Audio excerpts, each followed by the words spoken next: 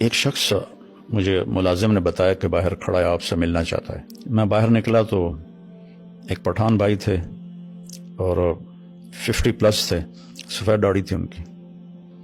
تو وہ کہنے لگے جی میں 3 چلے لگانے گیا تھا تو میری واپسی ہو رہی ہے تو آپ سے دعا کروانے آیا ہوں.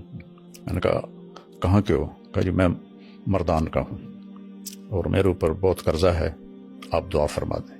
میں نے پوچھا کتنا قرضہ ہے؟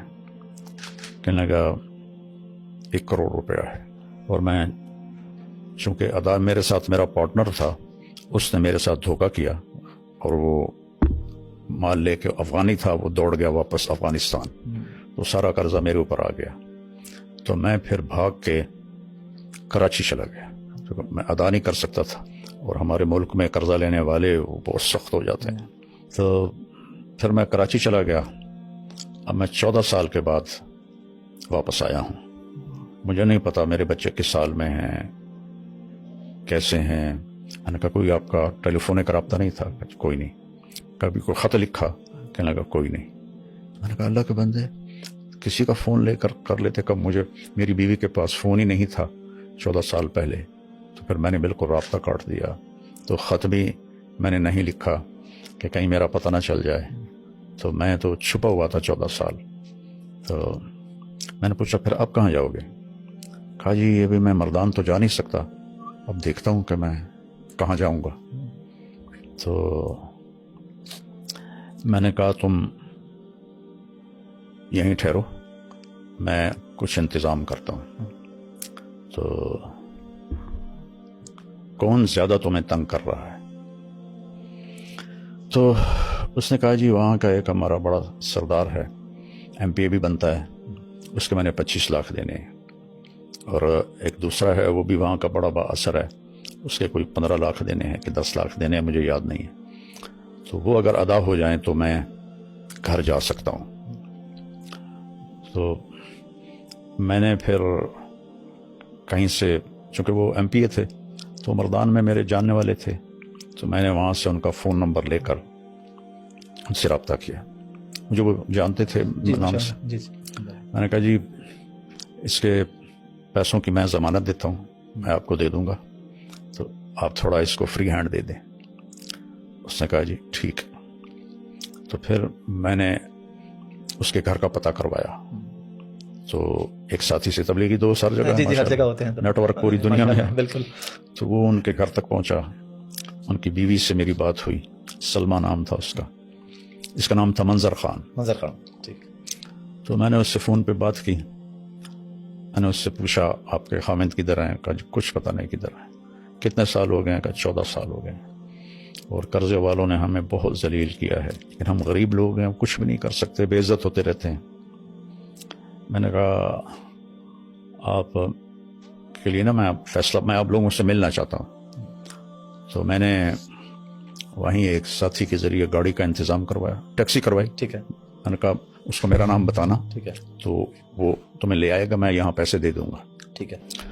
تو اس کی 2 بیٹیاں تھیں اور ایک بیٹا تھا جو قرض خواہوں نے پکڑا ہوا تھا.